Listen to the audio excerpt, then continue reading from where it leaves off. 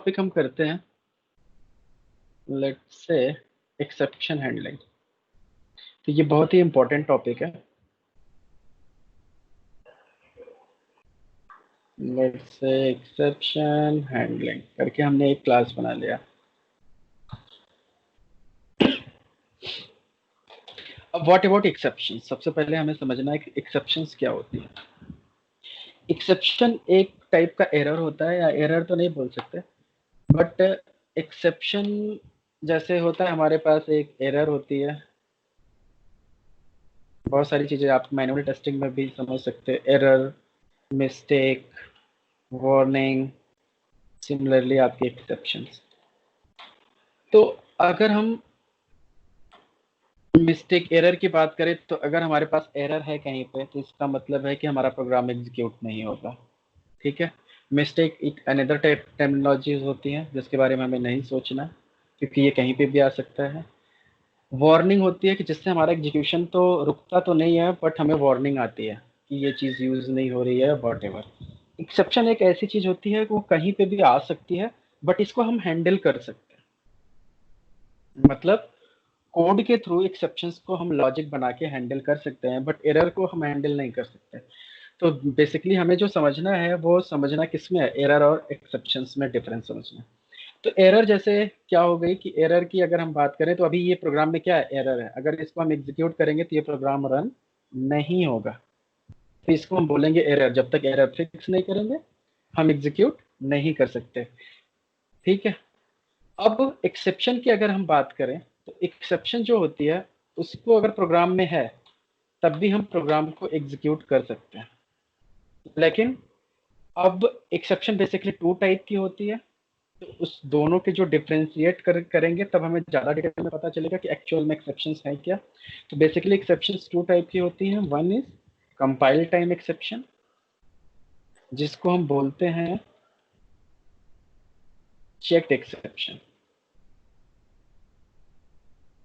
और दूसरा होता है रन टाइम एक्सेप्शन, जिनको हम बोलते हैं अनचेक्ड एक्सेप्शन।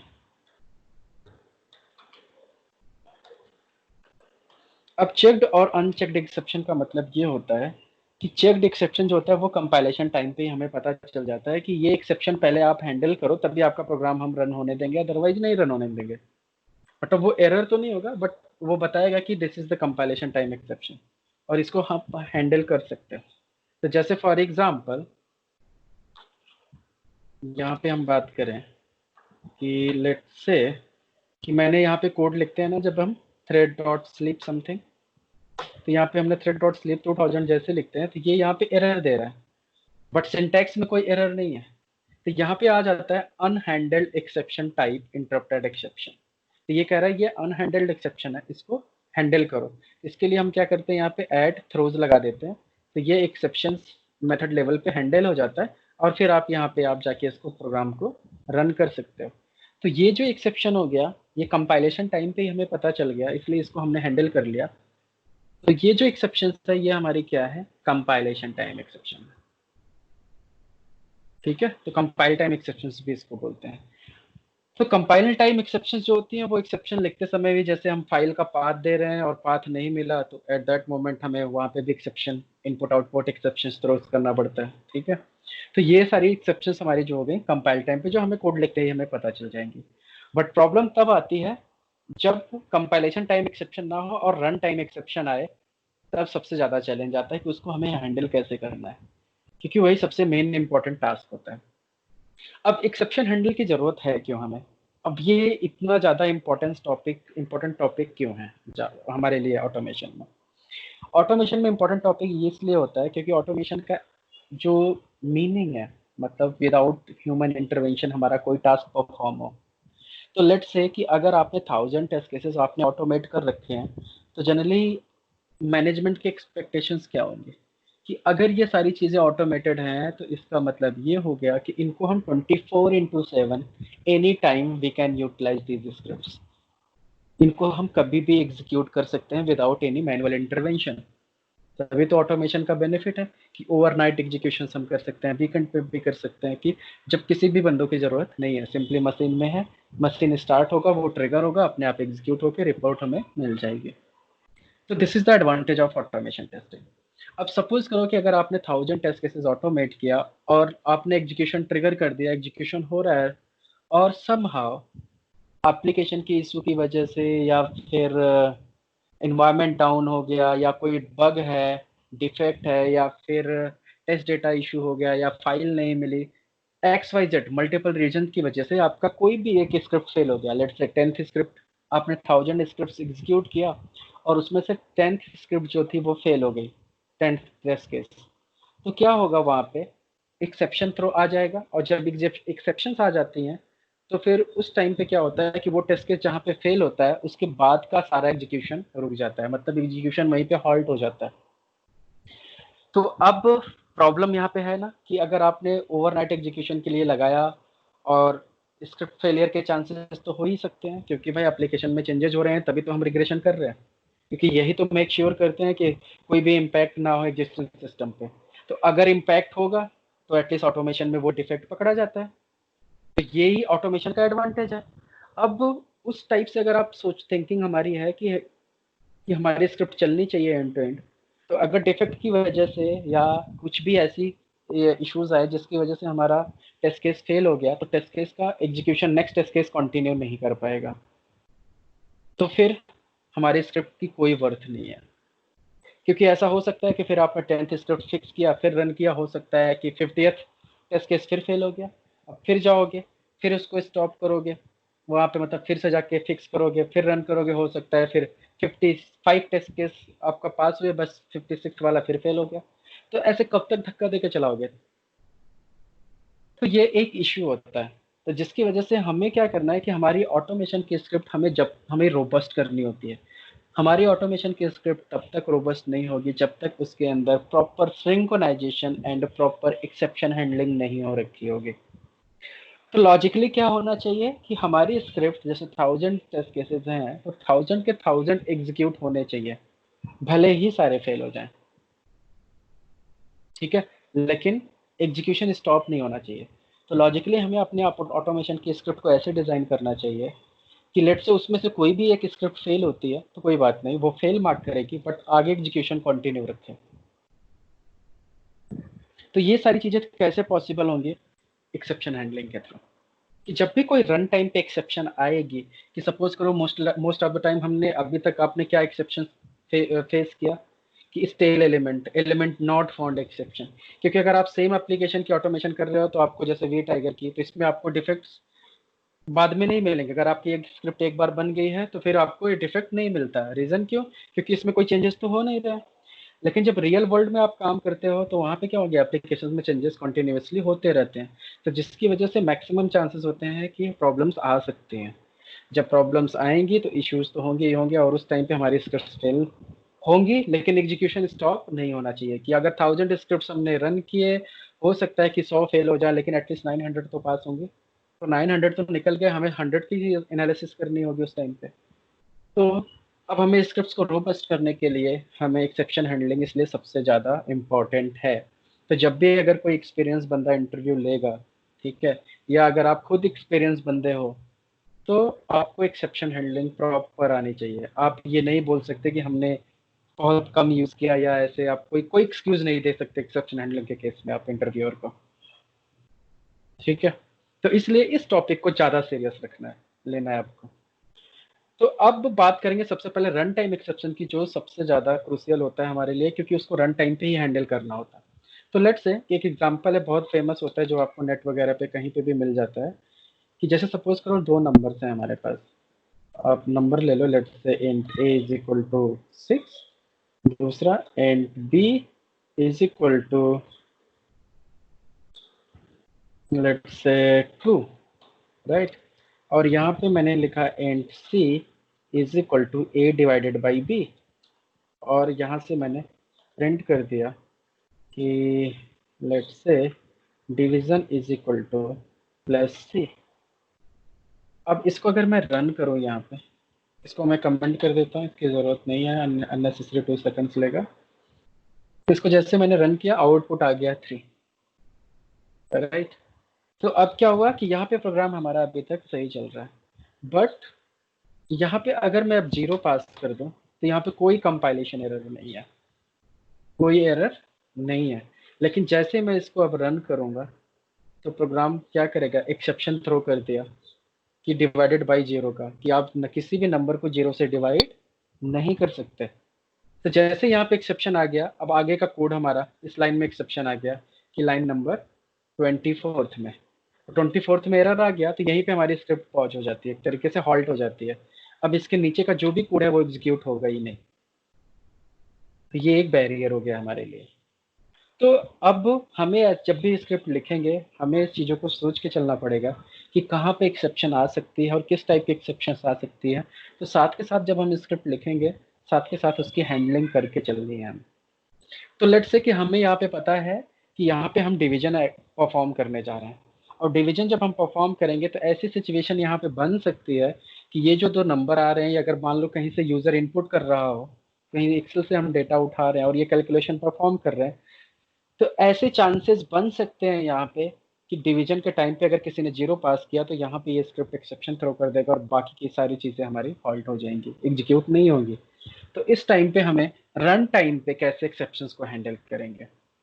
तो इस एक्सेप्शन को हैंडल करने के लिए कि क्या करें कि अगर एक एरर आता है तो एरर को रिपोर्ट करें बट एग्जीक्यूशन को कंटिन्यू रखें। तो अगर ये मतलब ट्रिक हमें अप्लाई करने हैं तो हमें क्या करना होगा, इसको एक्सेप्शंस को हैंडल करना होगा। और ये हमारे रन टाइम पे चूंकि एक्सेप्शंस आती हैं इसलिए इसको हम रन टाइम एक्सेप्शंस बोलते हैं, अनचेक्ड, क्योंकि इसको कंपाइलर चेक नहीं कर पाता कि ये एरर है, ये एक्सेप्शंस है कि नहीं है। तो इसको हैंडल करने के लिए जावा में क्या होता है, ट्राई कैच ब्लॉक यूज करते हैं। तो ब्लॉक का मतलब ये हो गया कि जैसे इफ एल्स कंडीशन हम लगाते हैं, इफ एल्स ब्लॉक यूज करते हैं, सिमिलर तरीके से ट्राई कैच ब्लॉक भी हम यूज करते हैं। तो जहां पे भी जिस लाइन के कोड में आपको एक्सेप्शन आने के चांसेस हैं कि यहाँ पे आ सकता है, उस नंबर ऑफ लाइन के कोड को हमें ट्राई ब्लॉक में रखना चाहिए। तो कैसे लिखते हैं, ट्राई, और ऐसे यहाँ पे ट्राई लगाएंगे, और हर एक ट्राई के साथ हमें एक कैच या एक फाइनली जरूर यूज करना होता है। यहाँ पे हम कैच यूज करेंगे और कैच के साथ ऐसे ब्रैकेट लगाएंगे, और कैच में क्या होगा कि ये एक्सेप्शन को कैच करेगा। तो कौन से एक्सेप्शन को कैच करेगा, जो एक्सेप्शन आने के चांसेस है। जैसे यहाँ पे कौन सी एक्सेप्शन आई, एरिथमेटिक एक्सेप्शन। तो यहाँ से कॉपी किया और यहाँ पे पास कर दिया, लेट्स से ई। तो ये हमारी क्लास नेम होती है, और ई जो होता है ये इसका रेफरेंस ऑब्जेक्ट होता है इस क्लास का। अब यहाँ से हम लिख सकते हैं कि ई डॉट, सॉरी, यहाँ पे system dot out dot println, error को भी प्रिंट कर सकते हैं या फिर सिस आउट कर दो, सिस आउट करके ई डॉट गेट मैसेज, जो मैसेज आया एरर का तो यहाँ पे हमने प्रिंट करा दिया। तो इससे क्या होता है, अब यहाँ पे क्या होगा कि इस लाइन को समझो, तो यहाँ पे एक्सेप्शन अगर आया तो ट्राई क्या करेगा, अगर एक्सेप्शन आएगा तो यहाँ एक्सेप्शन थ्रो करेगा, और कैच क्या करेगा, इस एक्सेप्शन को कैच कर लेगा, कैच करके आपको एरर मैसेज प्रिंट करेगा और एग्जीक्यूशन को कंटिन्यू कर देगा, मतलब टर्मिनेट नहीं होने देगा प्रोग्राम को। अब इस लाइन में एरर आ रहा है, इसलिए आ रहा है क्योंकि सी जो है वो ट्राई ब्लॉक में चला गया, तो इसका स्कोप यहीं तक रह गया। तो इसको आप बाहर डिफाइन कर लो, let's say int c is equal to default 0 है। तो यहाँ पे आपको इनिशियलाइज करने की जरूरत नहीं है। अब ठीक है, अब मैं इस प्रोग्राम को रन करता हूँ। तो पहले लेट्स से नॉर्मल बिहेवियर में चलते हैं कि मैंने 3 पास किया और रन किया, तो आउटपुट देखो क्या आया, div2, मतलब डिवीजन हो गया सक्सेसफुली, आउटपुट 2 आ रहा है। तो मतलब अगर एक्सेप्शन नहीं आई तो इसको कोई प्रॉब्लम नहीं है, ये प्रोग्राम अपने आप चलता रहेगा। मतलब अगर ट्राई में कोई एक्सेप्शन नहीं है तो कैच नहीं चलेगा।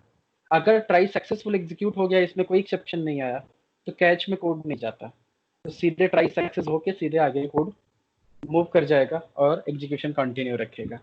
अगर ट्राई में एक्सेप्शन आता है तो जो एक्सेप्शन आएगा वही कैच उसको कैच करता है एक्सेप्शन को। अब लेट्स से कि यहाँ पे क्या होगा कि अब हमने 0 पास कर दिया कि इस टाइम पे एक्सेप्शन आएगी। तो जब एक्सेप्शन आएगी ये अरिथमेटिक एक्सेप्शन, तो कैच क्या करेगा, इसको कैच करेगा और यहाँ पे एक्सेप्शन को मैसेज को हमें प्रिंट कर देगा और फिर आउटपुट दे देगा। तो रन करो। अब देखो div इज इक्वल टू 0 आया, मतलब लास्ट लाइन हमारी चली। ऊपर एक्सेप्शन भी आया था लेकिन जिसकी वजह से प्रोग्राम टर्मिनेट नहीं हुआ, लास्ट तक चलता रहा। तो यहाँ पे और ये एरर मैसेज दे दिया डिवाइडेड बाई 0 का। तो डिवाइडेड बाई 0 का ये कैच ने ये मैसेज भी प्रिंट आपको कर दिया और सीधे सीधे एग्जीक्यूशन को भी कंटिन्यू कर दिया। तो इससे क्या पता चलता है कि हम ट्राई कैच यूज करके रन टाइम एक्सेप्शंस को हैंडल कर सकते हैं। तो सिमिलरली अगर आपको रेड कलर का डिटेल मैसेज चाहिए, एरर मैसेज, तो यहाँ पे डायरेक्ट आप प्रिंट कर सकते हो कि E dot print stack trace. अब अगर आप रन करो तो वो रेड कलर वाला एरर मैसेज भी प्रिंट करेगा जो आता था arithmetic exception divided by 0 something. ठीक है। तो जनरली जब आप ये एरर मैसेज को कहीं पे आप लॉग करोगे रिपोर्ट वगैरह में समथिंग, तो आपको इसकी ज़रूरत नहीं पड़ती प्रिंट स्टैक ट्रेस की। ठीक है, क्योंकि ये डिटेल में लेके क्या फ़ायदा, सिंपली हमें यही मैसेज पता मिल जाए तो ये हैंडी होगा। थोड़ा कम इन्फॉर्मेशन होगा बट हमें पता चल जाएगा कि यहाँ पे क्या एरर आया था। ठीक है, तो ये बेनिफिट होता है ट्राई कैच यूज़ करने का। तो जब भी हमें रन टाइम एक्सेप्शंस आएंगी हम ट्राई कैच यूज़ करेंगे। नाउ लेट्स से एक और एग्जांपल लेते हैं कि अब अभी तो यहाँ पे अरिथमेटिक एक्सेप्शन था, हम कोई दूसरा एक्सेप्शन और थ्रो करवाते हैं, राइट। तो कोई दूसरा एक्सेप्शन थ्रो करने के लिए लेट्स से कि एक एग्जांपल हम लेते हैं एरे का। तो मैंने क्या किया, यहाँ पे एक एरे लेता हूँ, लेट्स से ARR डिफाइन कर लो पहले इसको किस टाइप का एरे है। Let's say int AR is equal to new int, और यहाँ पे आपको ब्रैकेट में पास करना होता है एरे की साइज। तो लेट्स से हमने साइज पास कर दिया 3। अब इसमें एरे में हम वैल्यू ऐड कर रहे हैं कि एरे के 0 पोजीशन पे हमने लेट्स से 10 ऐड किया और एरे के फर्स्ट पोजीशन पे हमने 20 ऐड किया और एरे के सेकंड पोजीशन पे हमने 30 ऐड किया और एरे के थर्ड पोजीशन पे हमने 40 ऐड किया।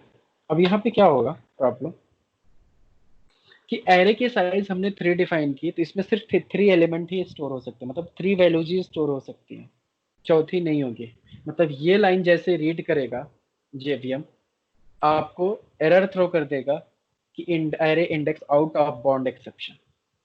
अब इसको अगर हम रन करें तो यहाँ पे देखो ये array index out of bound exception आ गया।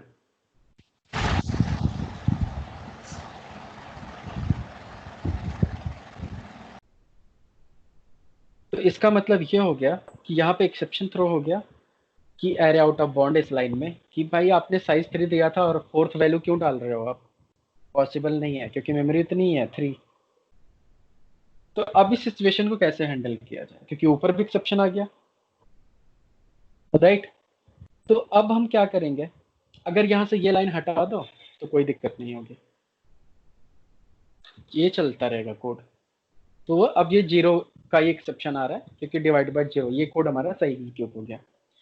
अब मान लो हमारे पास कोई कोड है और यहाँ पे भी एक्सेप्शन आ रही है, तो अब जनरली हमें यहाँ पे क्या करना चाहिए, अब इसको भी हमें ट्राई में डालना पड़ेगा। तो इसलिए हमने यहाँ पे क्या किया, इन पूरे कोड को उठाया ट्राई ब्लॉक में डाल दिया। ठीक है, फिर यहाँ पे कैच बनाया और कैच में किस टाइप की एक्सेप्शन है, क्योंकि अरिथमेटिक तो है नहीं। अब ये एक्सेप्शन जो थी हमारी array index out of bound exception थी। ठीक है, तो लेट से अगर मैंने यहाँ पे अरिथमेटिक सिंपली लिख दिया तो देखो क्या ये कैच करता है। इसको कमेंट कर देते हैं और रन करते हैं, तो कोई फर्क नहीं पड़ा, ये कैच नहीं हुआ एक्सेप्शन। क्यों नहीं हुआ, क्योंकि ये हमने अरिथमेटिक को कैच किया था जबकि इसने थ्रो क्या किया है, एरे इंडेक्स। तो इसका मतलब ये हो गया कि जो एक्सेप्शन थ्रो होगी वही एक्सेप्शन को आपको यहाँ पे पास करना होगा। तो यहाँ पे जब आप array index out of bound exception ये करके क्लास पास करोगे तभी ये एक्सेप्शन कैच होगी, अदरवाइज नहीं कैच होगा। अब रन करो तो ये एक्सेप्शन कैच होगा। ये देखो 3 दिया, मतलब वही array index out of bound 3, तो 3 मैसेज दे दिया, मतलब थर्ड पोजीशन की वैल्यूज को ये ऐड नहीं कर पाया, बट एग्जीक्यूशन को इसने कंटिन्यू रखा। डिवाइडेड बाय 0 का भी एरर आया, और बट लास्ट तक प्रोग्राम हमारा चलता रहा। तो ये एक्सेप्शंस कैच होती रही और एग्जीक्यूशन हमारा कंटिन्यू होता रहा। अब प्रॉब्लम क्या आती है कि सम टाइम आप बिगनर आपको नहीं पता कि किस टाइप की एक्सेप्शंस कोड लिखते समय। हो सकता है आप कोड लिख रहे थे, आपको पता है कि अभी कोड में कोई इशू नहीं है, आपने टेस्ट भी किया, सही चल रहा है, तो आपको टाइम पे समझ में नहीं आता कि यहाँ पे किस टाइप की एक्सेप्शंस आ सकती हैं, क्योंकि एक्सपीरियंस नहीं करोगे वो इश्यूज को, तब तक आपको समझ में नहीं आता कि यहाँ पे किस टाइप की एक्सेप्शंस आ सकती हैं। तो एक्सेप्शन की एक हायरार्की बनी हुई है। हायरार्की ऐसी है कि जैसे कि करंट एक्सेप्शन की सुपर क्लास क्या है, उसका सुपर क्लास क्या है, समथिंग। तो आपको क्या करना है, एक्सेप्शंस की हायरार्की समझना है।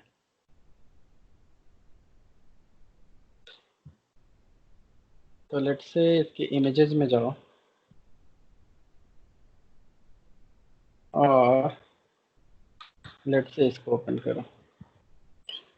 तो यहाँ पे आपको समझ में आ रहा है कि एक होता है एरर और एक होता है एक्सेप्शन। तो एरर जैसे हो गया हमारा स्टैक ओवरफ्लो एरर। तो एरर का मतलब ये होगा कि जब भी एरर आएगा वो हैंडल्ड नहीं होगा एक तरीके से, जैसे मेमोरी क्रैश हो गई, कुछ भी समथिंग ऐसे। तो वो एक एरर होता है, और एक होता है एक्सेप्शन। तो एक्सेप्शन ही हम पढ़ रहे थे। तो एक्सेप्शन बेसिकली अनचेक्ड और चेक्ड दो टाइप की होती हैं, और इनको हम बोलते हैं रन टाइम एक्सेप्शन। जो अनचेक्ड होती हैं उनको रन टाइम, और इनको क्या बोलते हैं हम, कंपाइलेशन टाइम। तो कंपाइलेशन टाइम एक्सेप्शन हमारी क्या हो गई, input output exception, file not found, class not found exception something. और रन टाइम जो एक्सेप्शन हो गई, जैसे वो हो गया हमारा arithmetic exception, array index out of bound exceptions, null pointer exceptions, number not found exceptions, these are the runtime exceptions। अब यहाँ से देखो तो रन टाइम एक्सेप्शन जो क्लास थी, मतलब ये रन टाइम एक्सेप्शंस की भी सुपर क्लास क्या है, एक्सेप्शन, और इसकी भी सुपर क्लास क्या है, थ्रोएबल। तो जितने भी टाइप के ये रन टाइम एक्सेप्शंस आते हैं, अगर उनकी जगह पे हम एक्सेप्शन सिंपली मेंशन कर दें, तो ये सारे टाइप के run time exception, even compile time exception, दोनों को हैंडल कर लेगा ये। तो इसका मतलब क्या हुआ कि रेदर देन अगर हमें यहाँ पे नाम नहीं पता है, तो जस्ट हम क्या पास कर सकते हैं, एक्सेप्शन क्लास का नेम पास कर दो। सेम वे आपको यहाँ पे भी नाम नहीं पता, तो एटलीस्ट आप क्या पास कर दो, एक्सेप्शन। तो किसी भी टाइप की एक्सेप्शन आएगी तो ये हैंडल्ड हो जाएगी ऑटोमेटिकली, क्योंकि ये एक्सेप्शन जो है इसकी सुपर क्लास है। देखो अभी भी हमारा कोड चल रहा है। सेम मैनर हम यहाँ पे इसकी भी सुपर क्लास यूज कर सकते हैं, थ्रोएबल। तो थ्रोएबल में क्या होगा कि ये सारे टाइप के एक्सेप्शंस और एरर को हैंडल कर लेगा। अब रन करो तब भी सेम सिचुएशन है कि हम कंफर्टेबल हैं।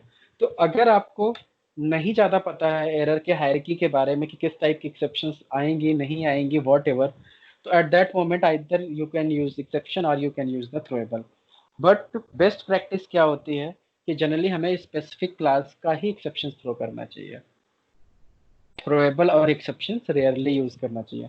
बट इंटरव्यू में आप बोल सकते हो कि बेस्ट प्रैक्टिस तो यही होती है कि हमें अगर अरे इंडेक्स आउट ऑफ बाउंड आ रहा है तो हमें स्पेसिफिक वन यूज करना चाहिए, बट जनरली हम यूज करते हैं एक्सेप्शन।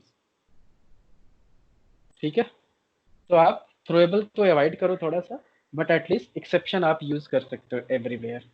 तो इनके पीछे लॉजिक क्या होता है कि हर एक ट्राई के साथ, मतलब एक ट्राई ब्लॉक के साथ एक कैच आप लगा सकते हैं, और इवन आप मल्टीपल कैच भी लगा सकते हो इफ़ यू थिंक कि हमें एरर और भी आने के चांसेस हैं। जैसे अगर इस कोड को मैं यहाँ पे नीचे रखूँ,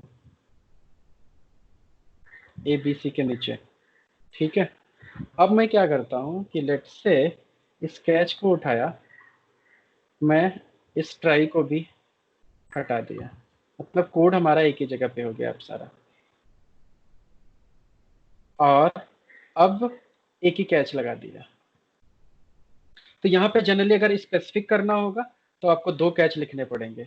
एक कैच आपका लिखना पड़ेगा जो एरे इंडेक्स का था, और एक कैच आपको और लगाना पड़ेगा यहाँ पे, किसका, अरिथमेटिक एक्सेप्शन का, और यहाँ पे array index out of bound exception का। तो मतलब एक ट्राई के अंदर, क्योंकि एक ट्राई के अंदर 2 डिफरेंट टाइप के एक्सेप्शन आने के चांसेस हैं, तो इसलिए अगर अलग अलग एक्सेप्शन आएगा तो हमें अलग अलग कैच लगाना पड़ेगा, क्योंकि एक जो स्पेसिफिक कैच होता है वही अपना कैच कर पाएगा एक्सेप्शन को। अगर यहाँ पे अरिथमेटिक आएगा तो यहाँ पे अरिथमेटिक एक्सेप्शंस वाला वो अपना कैच करेगा, और अगर यहाँ पे array index out of bound आया तो यहाँ पे एरे वाला एरर आएगा। ठीक है, तो इसलिए जनरली हमें दो कैच यूज करना पड़ता है। तो दो कैच ना यूज करके अगर हम इसकी जगह पे सिंपली क्या यूज कर लें, सिंपली एक्सेप्शंस या थ्रोएबल, तब भी ये सही काम करेगा। तो कोई भी टाइप की अब इसके अंदर एरर हो, मल्टीपल, बट ये थ्रोएबल और एक्सेप्शन सबको कैप्चर कर लेगा। ठीक है, तो दिस इज द वे कि हमें जहां पे भी कोड लिखें एक्सेप्शन आने के चांसेस हो तो वहां पे ट्राई में डाल दें। बट इसका एक ड्रॉबैक भी है सबसे बड़ा, सोच समझ कर ट्राई कैच लगाना चाहिए अपने को। एक ड्रॉबैक ये होता है कि अगर सपोज करो इस लाइन में एरर आ गया और इस लाइन में एरर नहीं है, तो इस केस में क्या होता है कि ये लाइन बाईपास हो जाती है। जैसे अगर मैं इस कोड को रन करूं तो अभी यहाँ पे एरर आएगा, और सीधे जैसे यहाँ एरर थ्रो करेगा ये कैच में चला जाएगा, और कैच इसको हैंडल करके एग्जीक्यूशन आगे मूव कर देगा, और ये लाइन एग्जीक्यूट नहीं हो पाएगी। तो फॉर एग्जाम्पल बी की वैल्यू मैंने 2 दे दिया, तो लॉजिकली क्या होना चाहिए, आउटपुट 3 आना चाहिए हमें, बट नहीं आएगा, आउटपुट 0 ही आएगा। क्यों?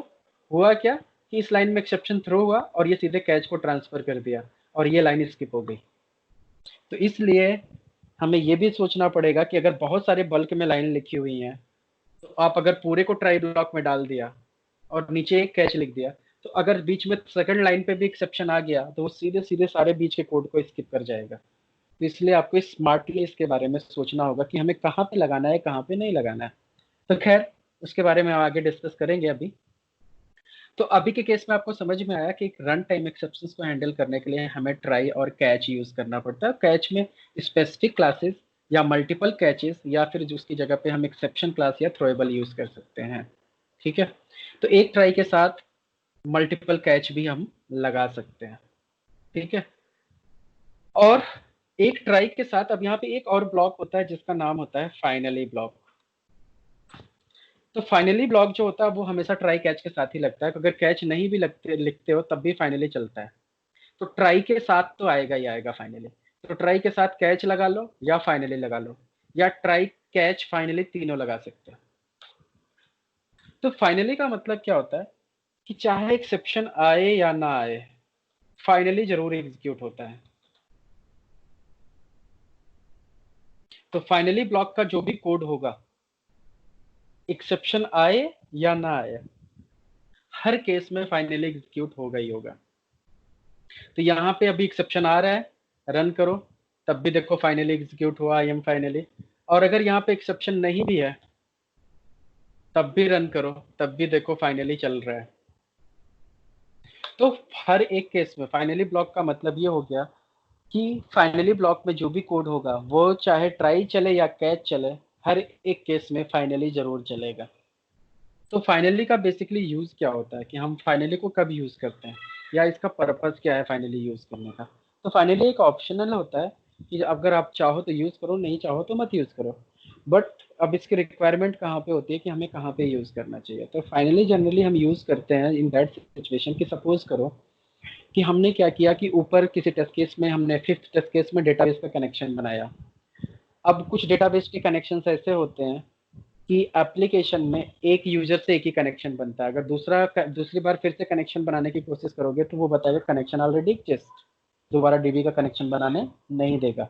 तो समहाउ आपने ऊपर कनेक्शन बनाया, ठीक है, और फिफ्थ टेस्ट केस में आपने कोई सिक्वल क्वेरी रन की जिसकी वजह से सिक्वल क्वेरी फेल हो गई, ठीक है, और आपकी कनेक्शन क्लोज का कोड है वो नहीं चल पाया। अब सेवंथ टेस्ट केस में आया, फिर से उसने कनेक्शन एस्टेब्लिश करने की कोशिश किया, तो वहां पे अब सारे टेस्ट केस नीचे के फेल होने शुरू हो गए कि भाई वो कनेक्शन बन ही नहीं पा रहा, जिसकी वजह से अब सब फेल होना शुरू हो गए। तो लॉजिकली हमें क्या चाहिए कि अब कनेक्शन क्लोज करने का जो कोड था उसको अगर हम फाइनली में डाल देते, तो अगर कनेक्शन सक्सेसफुल भी होता तब भी फाइनली चलता, अगर कनेक्शन में एरर भी आ जाता, सिक्वल क्वेरी एरर भी थ्रो करती, तब भी एटलीस्ट कनेक्शन तो क्लोज हो जाता, जिससे कि अगले टेस्ट केस में फर्दर कनेक्शन एस्टेब्लिश हो पाता। तो इस वजह से हमें फाइनली यूज करना पड़ता है। दूसरा एग्जांपल ये हो सकता है कि समहाउ मान लो कि किसी एक टेस्ट केस में आपने किसी फाइल को ओपन किया राइट करने के लिए, फाइल ओपन किया आपने, उसमें राइट किया, बट राइट करते समय कोई एक्सेप्शन आ गया जिसकी वजह से फाइल क्लोज नहीं हो पाई। अब अगले टेस्ट केस में फिर से आपको फाइल ओपन करके राइट करना था, तो अब फिर से अगले टेस्ट केस में एरर आने शुरू हो जाएंगे अननेसेसरी, क्योंकि फाइल क्लोज ही नहीं हो पाई।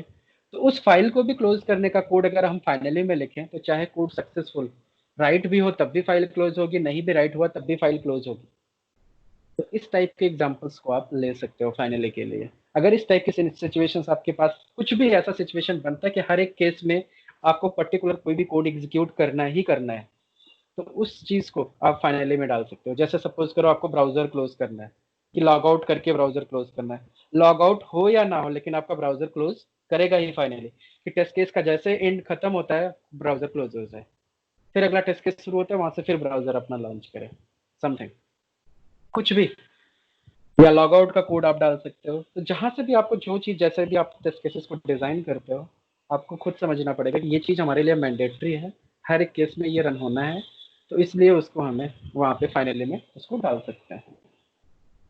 तो होपफुली आपको इतना तक समझ में आया होगा कि ट्राई कैच फाइनली का कंसेप्ट क्या है।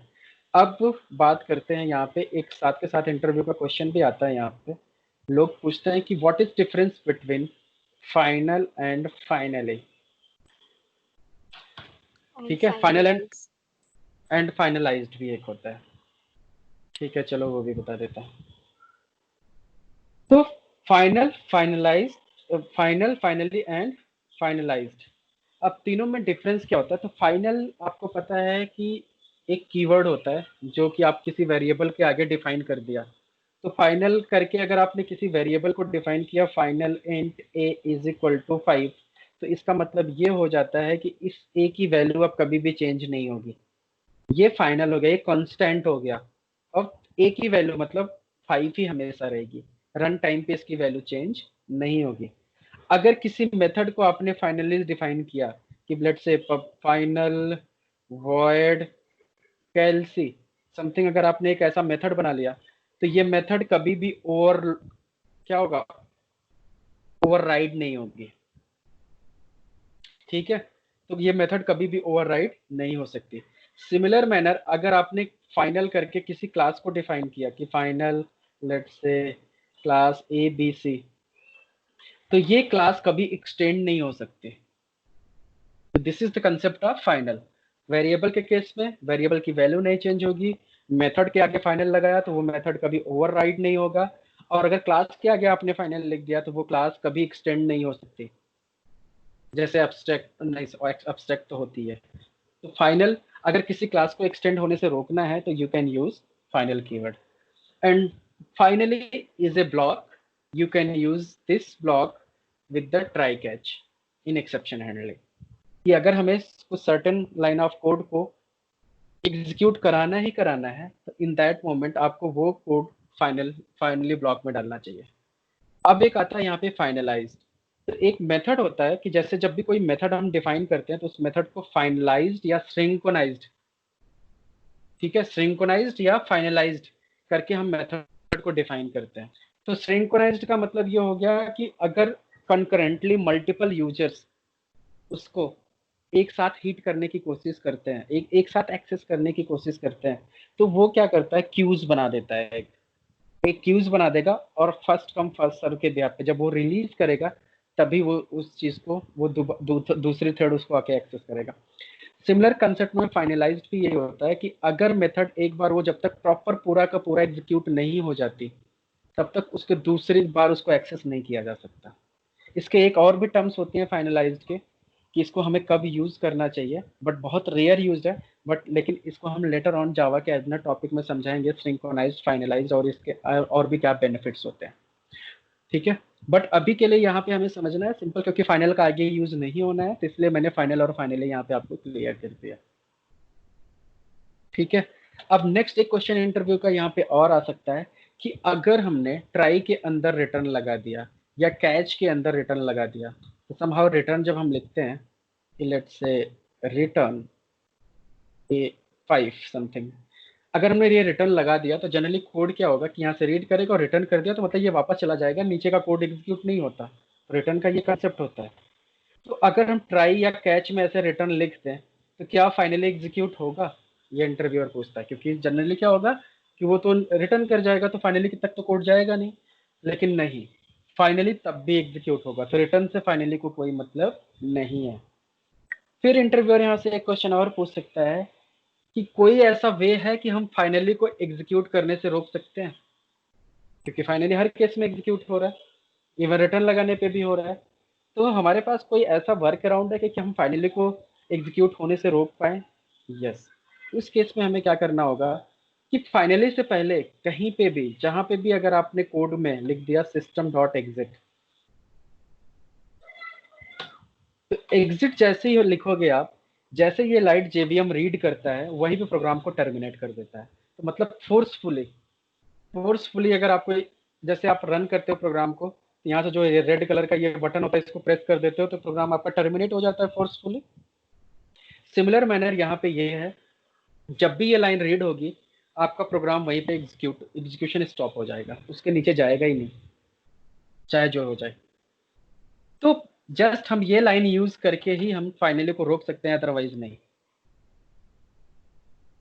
ठीक है, तो दिस इज ऑल अबाउट कौन से टाइप की एक्सेप्शन, रन टाइम एक्सेप्शन। अब हम वापस से चलते हैं कंपाइलेशन टाइम एक्सेप्शंस पे। तो कंपाइलेशन टाइम एक्सेप्शंस पे जैसे हमने देखा कि यहाँ पे जब हमने थ्रेड डॉट स्लीप लिखा, ठीक है, तो यहाँ पे अगर इसको हटा दो तो यहाँ पे अब ये ऑप्शन आता है हमारे पास, तो कि ऐड थ्रोज कर लो या सराउंड विथ ट्राई कैच कर लो। तो ट्राई कैच लगा के भी हम इसको रोक सकते हैं। तो यहाँ पे ये क्या किया, इसको ट्राई में डाल दिया, और कैच में चूंकि ये इंटरप्टेड एक्सेप्शन है तो यहाँ से इसने कैच बना लिया अपना एक। तो मतलब एक्सेप्शंस को हैंडल करने के लिए, चाहे वो कंपाइलेशन टाइम एक्सेप्शंस हो चाहे रन टाइम एक्सेप्शंस हो, दोनों टाइप के एक्सेप्शंस को हैंडल करने के लिए हम ट्राई कैच यूज कर सकते हैं। बट रन टाइम एक्सेप्शन के लिए हमेशा एक ही ऑप्शन है, try catch. But compilation time exceptions को हैंडल करने के दो अप्रोच हैं, एक तो ट्राई कैच, और दूसरा ऑप्शन है हमारे पास कि हम मेथड लेवल पे थ्रोज लिख के, थ्रोज कीवर्ड के थ्रू, तो ऐड थ्रोज जैसे यहाँ पे करते हैं तो यहाँ पे आपके पास ऑप्शन आ गया कि इंटरप्टेड एक्सेप्शन जो इसके रिलेवेंट क्लास है, अगर आपको ये नहीं यूज करना तो आप एक्सेप्शन क्लास यूज कर सकते हो, या आप थ्रोएबल भी यूज कर सकते हो क्योंकि सुपर क्लास है ये, राइट। तो इसको हम मेथड लेवल पे भी इस एक्सेप्शन को हैंडल कर सकते हैं। तो मेथड लेवल पे थ्रोज कीवर्ड यूज करके अगर आप एक्सेप्शन को हैंडल करते हो तो इसका बेनिफिट क्या होता है कि सेम टाइप का कोड अगर आप मल्टीपल टाइम्स लिख रहे हो इस मेथड में तो आपको बार बार एक्सेप्शन हैंडल करने की जरूरत नहीं पड़ेगी। अगर आप इसको नहीं लिखते हो यहाँ से, अगर ट्राई कैच के थ्रू हैंडल करोगे तो हर एक लाइन को ट्राई कैच में डालना पड़ेगा। इसको भी ट्राई कैच में लिखा, फिर नीचे वाला लाइन फिर एरर आएगा, फिर उसको भी ट्राई कैच में डालोगे। तो बेटर टू हैव कि इससे कोड हमारा बहुत ज़्यादा रिडंडेंट हो जाएगा, जिसकी वजह से फिर हम क्या कर सकते हैं कि इसको मेथड लेवल पे हैंडल कर लो। तो कंपाइलेशन टाइम एक्सेप्शंस को मेथड लेवल पे हैंडल करने के लिए जनरली हम क्या यूज करते हैं, थ्रोज कीवर्ड। तो फाइल नॉट फाउंड एक्सेप्शन जैसे इनपुट आउटपुट एक्सेप्शन, जो भी इस टाइप की एक्सेप्शंस आती हैं उनके लिए हमें मेथड लेवल पे कंपाइलेशन टाइम एक्सेप्शंस को हैंडल करने के लिए हम थ्रोज कीवर्ड यूज करते हैं, और ये सिर्फ कंपाइलेशन टाइम के लिए होता है। फिर यहाँ पे इंटरव्यूअर का एक क्वेश्चन आता है कि what is difference between throws and throw. एक थ्रो करके भी कीवर्ड होता है। तो थ्रोज कीवर्ड जो हम यूज करते हैं उसका काम होता है कि मेथड लेवल पे कंपाइलेशन टाइम एक्सेप्शन हैंडल करना, और थ्रो कीवर्ड का जो काम होता है वो क्या करता है कि फोर्सफुली अगर यूजर खुद चाहता है कि एक्सेप्शन थ्रो कर दे, कि जैसे सपोज करो कि मैं अपने प्रोग्राम को कुछ ऐसा अपने, और टेस्ट केस जब ऑटोमेट कर रहा हूँ तो मैं कुछ ऐसा लॉजिक वहां पे यूज किया कि अगर एप्लीकेशन में लॉगिन ही नहीं हो पाया, लॉगिन सक्सेसफुल नहीं रहा, तो फिर फर्दर टेस्ट केस एग्जीक्यूट होने का कोई मतलब नहीं बनता, क्योंकि सारे ही फेल हो जाएंगे, क्योंकि लॉगिन ही नहीं हुआ तो आगे के सारे टेस्ट केसेस ब्लॉक हो गए एक तरीके से। तो उस केस में क्या होना चाहिए कि हमें एग्जीक्यूशन करने का कोई फायदा नहीं, टाइम वेस्ट है। तो उस केस में हम यहाँ पे खुद का अपना अगर एक्सेप्शन थ्रो करना है यूजर, तो हम अपना खुद का एक्सेप्शन थ्रो करके ये एरर मैसेज थ्रो करा दिया कि यूजर यूजर जो है unable to log in successful, ये मैसेज थ्रो करा के हमने एग्जीक्यूशन को टर्मिनेट कर दिया रन टाइम पे। तो इस टाइप के एक्सेप्शंस को अगर हमें हैंडल करना है, मतलब खुद एक्सेप्शन यूजर को अगर थ्रो करना है तो वो क्या यूज करेगा, थ्रो। इसका एक एग्जांपल होता है, जैसे छोटा सा कॉन्सेप्ट है, बहुत रेयर यूज होता है बट फिर भी मैं इसलिए दिखा देता हूँ आपको। थ्रो एग्जाम्पल इन जावा। तो यहाँ से जाओ, लेट से यहाँ पे भी एक एग्जाम्पल है, इसी को देख लो। तो यहाँ पे देखो ऑप्शन क्या दिया है इसने कि ऐसे आप लिख सकते हो। इसका लिखने का तरीका क्या होता है, थ्रो न्यू, अब एक्सेप्शन क्लास अपना पास कर सकते हो और यहाँ पे अपना मैसेज लिख सकते हो। तो जैसे फॉर एग्जांपल यहाँ पे डिफाइन किया इसने कि एक मेथड था वैलिडेट एज। उस केस में अगर आप 80 से कम हो तो यूजर खुद ही अपना प्रोग्राम आपका एक्सेप्शन थ्रो कर दे, अरिथमेटिक एक्सेप्शन की नॉट वैलिड। और अगर आप 18 से मतलब लेस देन नहीं हो तो आप वेलकम टू वोट। तो यहाँ पे क्या हुआ, अब इसके अंदर यूजर ने अपना मतलब प्रोग्रामर जो था, डेवलपर जो था, उसने खुद का अपना एक्सेप्शन बना रखा है यहाँ पे कि इस केस में अगर ऐसा सिचुएशन बनता है तो हम खुद ही एक्सेप्शन थ्रो कर देंगे, आगे के सिस्टम्स काम नहीं करने देंगे, हम यहीं पे प्रोग्राम को टर्मिनेट करना चाहते हैं। तो हम खुद का एक्सेप्शन थ्रो करके प्रोग्राम को टर्मिनेट कर सकते हैं। तो ऐसी सिचुएशन अगर बनती है तो आप अपना खुद का, तब यहाँ पे क्या यूज करेंगे, थ्रो कीवर्ड और साथ में न्यू, और ये हमारी क्लास का नाम होगा कि किस क्लास का एक्सेप्शन थ्रो करना है आपको, अरिथमेटिक की array out of bound exceptions या फिर सिंपल एक्सेप्शन क्लास या थ्रोएबल, आप जो भी मेंशन करना है यहाँ पे क्लास का नेम मेंशन कर सकते हो और यहाँ पे अपना मैसेज डाल सकते हो कि क्या मैसेज वहां पे आना चाहिए और ये एक्सेप्शन थ्रो कर देगा। बट ये भी बहुत रेयरली यूज होता है क्योंकि हमें जनरली ऐसी सिचुएशंस नहीं चाहिए होती, ठीक है।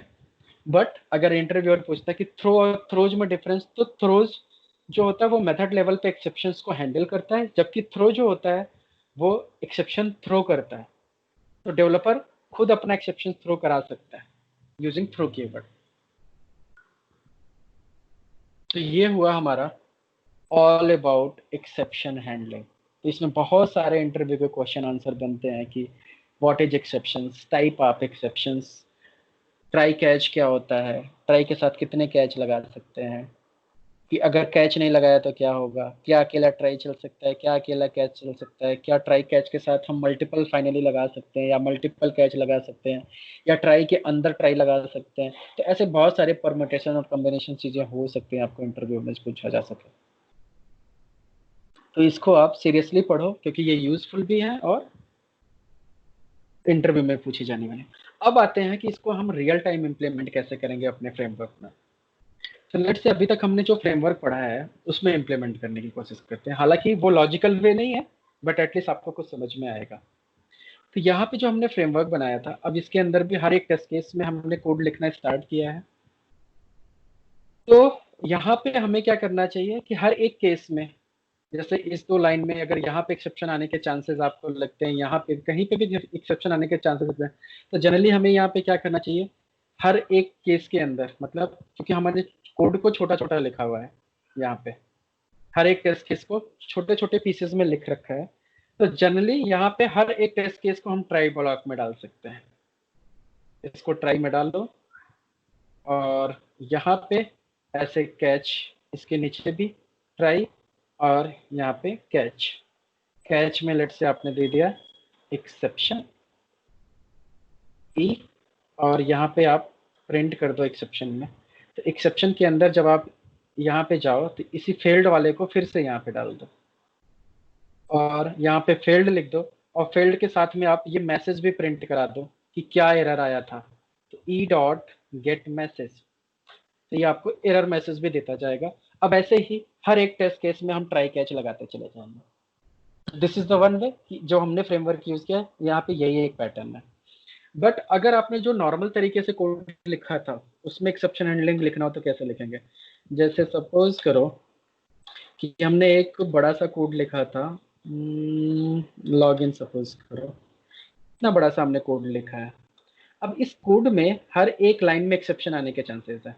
अगर मैं इसको लेट से ओपन कर दूं यहाँ पे, तो यहाँ पे हर एक लाइन में एक्सेप्शन आने के चांसेस हैं। जहां जहां पे लोकेटर यूज हो रहा है वहां वहां एक्सेप्शन आने के चांसेस हैं। कि मान लो यहाँ से यूजर नेम नहीं मिला, ठीक है, तो यहीं पे एक्सेप्शन आ जाएगा।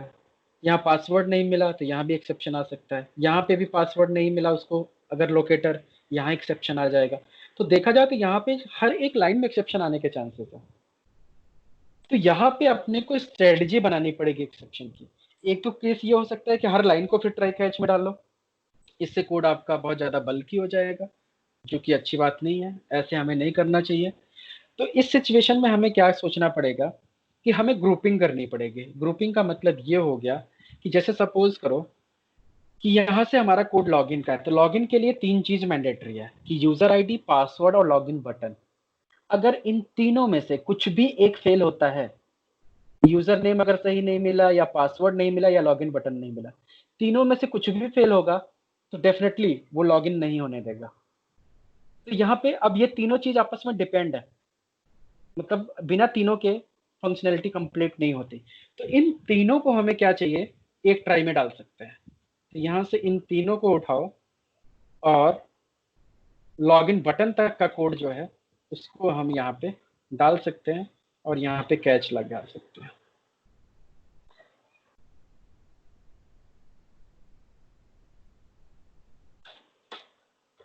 और यहाँ पे आप प्रिंट लिख दो।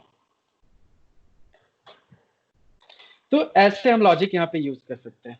इससे क्या होगा कि हम सारे लाइन में हमें लगाने की जरूरत भी नहीं पड़ी, क्योंकि अगर लॉगिन के किसी भी स्टेप में फेल होगा तो लॉगिन तो नहीं कर पाएगा ना। तो this is the one way, इसको हमने ग्रुपिंग कर लिया। अब ऐसे ही जो न्यू लीड का कंसेप्ट है, अब अगर न्यू लीड पे एरर आ गया तो नीचे की फंक्शनैलिटी ब्लॉक हो जाएगी। मतलब ये ट्राई कैच ये कुछ भी नहीं चलेगा। मतलब ये सॉरी लास्ट नेम कंपनी, क्योंकि न्यू लीड पे क्लिक ही नहीं हुआ तो लास्ट नेम कंपनी नेम ये फॉर्म ओपन ही नहीं होगा। जब फॉर्म ओपन ही नहीं होगा तो हम सारी चीजें नहीं कर सकते। तो मतलब हमें ये पूरा का पूरा सिनेरियो ब्लॉक हो जाएगा हमारा एक तरीके से, अगर ये पहली लाइन में ही फेल हो गया तो। ठीक है, तो इसलिए इसको भी हम एक ग्रुप में डाल सकते हैं कि अगर ये पहला लाइन मान लो अगर चल गया। अब नेक्स्ट लॉजिक आता है कि मान लो अगर पहला लाइन चल गया सक्सेसफुली, यहाँ पे फेल होने के चांसेस कम है क्योंकि हाइपर लिंक है, ये जनरली लिंक ही है तो ये लिंक चेंज नहीं होगा, बट लोकेटर इसके नीचे के चेंज हो सकते हैं। तो इस केस में क्या होगा, ये दोनों मैंडेटरी हैं। लॉग ये आपका लास्ट नेम और कंपनी नेम मैंडेटरी है। तो इस केस में अगर इन दोनों में से एक भी मिस हुआ तो फॉर्म सेव नहीं होने देगा। इस वजह से यहां से हम इनको भी एक ट्राई में सेपरेट कर सकते हैं। ट्राई, यहां से कैच, इनको भी हम सेपरेट कर सकते हैं। और बाकी के जो सारी फील्ड्स हैं वो ऑप्शनल है। मतलब ऑप्शनल बोले तो एक तरीके से मैंडेटरी फील्ड नहीं है, इनको आप सेपरेट ट्राई में डाल सकते हो। अगर इनमें से कोई भी फेल होता है तो एटलीस्ट फंक्शनैलिटी ब्लॉक नहीं होगी हमारी। ठीक है, वो लीड सेव करके निकल जाएगा, बाकी के डेटा सेव नहीं होगी बल्कि, लेकिन फंक्शनैलिटी ब्रेक नहीं होगी। तो ऐसे आपको सोचना पड़ेगा कि जो आप कोड का बंच बना रहे हो, आपको ऐसे सोचना कि अगर इनमें से कुछ भी फेल होता है तो एटलीस्ट अगला टेस्ट केस मूव करे कि ना करे। अगर आपका कोड डिपेंड है इन सब पे तो उन सबको एक ब्लॉक में डालो कि लीड की पूरी फंक्शनैलिटी जो हो गई क्रिएट लीड्स पूरा का पूरा, अगर आपको लगता है कि इसमें से कुछ भी फेल हो तो पूरा ये टेस्ट केस फेल हो जाए तो आप उसको एक बंच में डाल सकते हैं। तो ऐसे ही आपको सोच सोच के कि एटलीस्ट अगला टेस्ट केस का बिहेवियर क्या होगा, कि ये फेल हो तो अगला एटलीस्ट इम्पैक्ट ना हो। तो कैसे हमें ग्रुपिंग करनी है वो आपके कोड के ऊपर डिपेंड करता है कि किस किस कोड को हम ग्रुप करके एक एक ट्राई में डाल सकते हैं। तो इससे बेनिफिट क्या होगा, हमें कम से कम ट्राई यूज करना पड़ेगा। तो ये भी स्टाइल है, बट जनरली ये भी स्टाइल हम फ्यूचर में यूज नहीं करेंगे क्योंकि इस वे में हम कोड आगे चल के नहीं लिखने वाले। जब हम प्रॉपर फ्रेमवर्क बनाएंगे तो कोड मैक्सिमम रीयूज होगा, तो ये स्टाइल यूज नहीं होगी। तो इस केस में क्या होगा कि ट्राई कैच लगाने का हमारे पास अल्टरनेटिव वे भी होगा। बट अभी के कोड के हिसाब से मैंने आपको समझाया कि अगर यहाँ पे अगर ट्राई के बारे में अगर आपको सोचना है ट्राई कैच तो कैसे लगाना है आपको। फाइनली आपने ड्राइवर स्क्रिप्ट में कहाँ आएगा सर, तो फाइनली का जनरली काम ही नहीं है वैसे तो अपने ड्राइवर स्क्रिप्ट के अंदर, क्योंकि हम उसमें जो फाइल राइट करने का भी कोड लिख रहे हैं ना, वो भी हमारा फाइल को हम ओपन कराते ही नहीं है एक्चुअल में। इसमें क्या होता है जब रन होता है तो ये फाइल को रीड ही करता है बिना ओपन किए हुए। तो इस केस में फाइल जब आता ही नहीं पिक्चर में तो हमें नहीं कर सकते, डेटाबेस का भी कोई कॉन्सेप्ट नहीं है तो हम नहीं यूज कर सकते। तो मतलब ओवरऑल ऐसा फाइनली का कोई कॉन्सेप्ट यहाँ पे ऐसा नहीं है कि हमें कुछ ब्लॉकर है, हमारा टेस्ट केस सब पे डिपेंड है समथिंग, तो ऐसा नहीं है, तो इसलिए यहाँ पे हम नहीं यूज कर सकते। स्पेसिफिक केस जब बनता है तभी हमें फाइनली यूज करना चाहिए।